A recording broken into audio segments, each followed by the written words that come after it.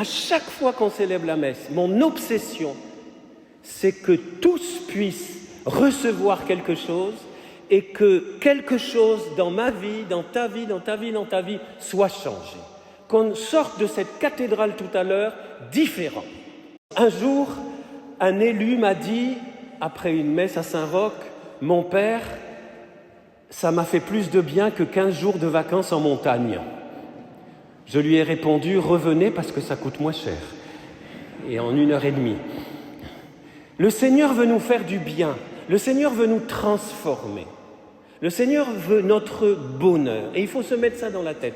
Et les messes les plus belles, aujourd'hui on se bat encore pour des histoires de rites. Moi j'en peux, je vais vous le dire comme, tant pis si je meurs aujourd'hui, moi il faut que je le dise, j'en peux plus de ces histoires de batailles liturgiques. Moi j'en peux plus. J'en peux plus qu'on est là face au peuple orienté, politique, et on est là, et comme ça ici, et ce prêtre il ne s'est pas agenouillé, et regardez. Mais maman, quand on va arriver au ciel, on va rigoler, hein. On va rigoler les amis. Je ne dis pas que le rite est une bêtise, je ne dis pas que la liturgie est une bêtise, mais la liturgie ne sert à rien si elle ne change pas nos vies. Alors la Sainte Trinité les amis, c'est très beau, c'est magnifique, mais avouons-le. Soyons sincères, arrêtons d'être hypocrites. Qu'est-ce que ça change à ma vie de savoir que Dieu, il est Père, Fils et Saint-Esprit? Rien du tout, sauf si, cela m'entraîne à rentrer dans le mystère, c'est-à-dire à accueillir dans ma vie ce merveilleux Seigneur qui est effectivement communion d'amour, qui n'est pas un Dieu solitaire. Au moment où il nous parle de la Trinité, juste avant, il nous parle des relations interpersonnelles, des relations humaines, des relations fraternelles, de la communion. Et c'est normal, puisque avant de finir par la communion en Dieu, il nous parle de la communion fraternelle, qui sont extrêmement liées. C'est parce que nous nous savons aimer du Père, sauvés par Jésus et visités par l'Esprit Saint, que nous pouvons nous aimer les uns les autres, nous saluer les uns les autres.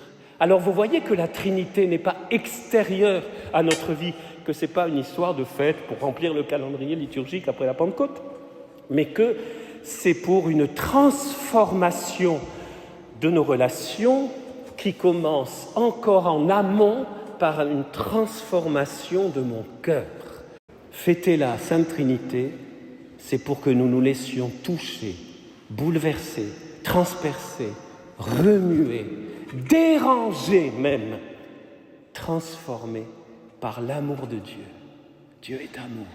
L'amour de Dieu manifesté concrètement en Jésus et accueilli dans le souffle de l'Esprit. Car Dieu a tant aimé le monde, il y en a qui connaissent, qu'il a donné son Fils unique, afin que quiconque croit ne périsse pas, mais qu'il ait la vie éternelle. On essaie, car Dieu a tant aimé le monde.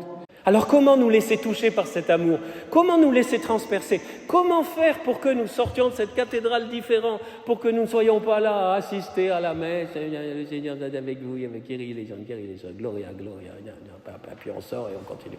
Comment faire pour que ça change? Seigneur, je me suis posé cette question hier en priant pour vous, en priant pour cette messe. Je me suis dit, mais comment Seigneur, qu'est-ce qu'il faut faire? Qu'est-ce qui peut-être qui me manque à moi, peut-être pas à vous, mais... Et là, j'ai senti dans mon cœur une réponse. Je n'ai pas entendu, je ne suis pas Jeanne d'Arc, je n'ai pas des voix. Et voilà, la parole. Si vous m'écoutiez, si vous lisiez cette parole, c'est cette parole qui nous transperce.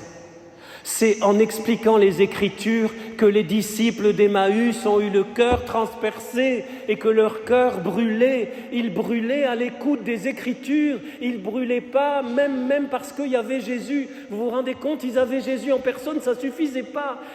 Si Jésus n'avait rien dit, peut-être que leur cœur n'aurait pas brûlé. Il l'a brûlé parce qu'il leur expliquait, il leur spiegare en italien, il leur dépliait les Écritures. Voilà, c'est la traduction exacte. Il il leur dépliait les Écritures, il leur expliquait les Écritures. Et il a pris du temps, parce que c'est pas en trottinette ou en voiture, c'était à pied depuis Jérusalem jusqu'à Emmaüs.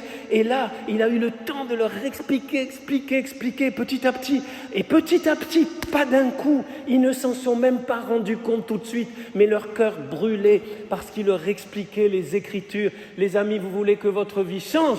Vous voulez avoir le cœur transpercé?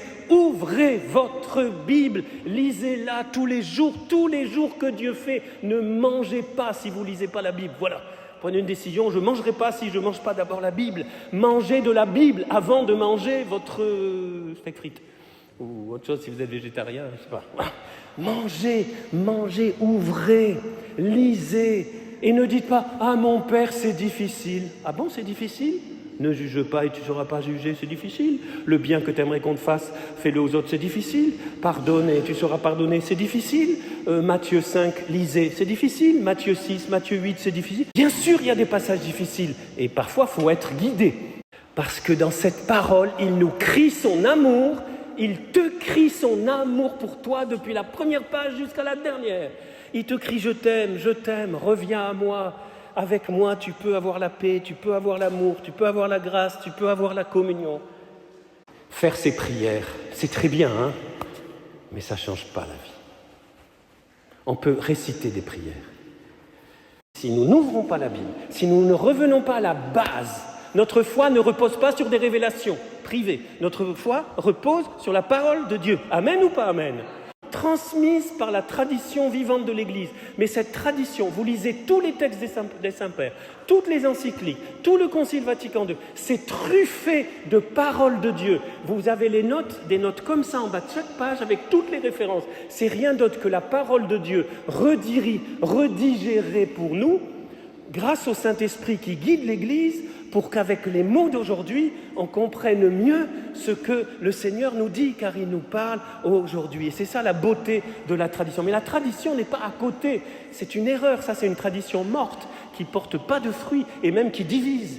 Non, la parole vivante, c'est comme pour nos frères d'Israël, il y a la Torah écrite et la Torah orale. C'est exactement la même chose.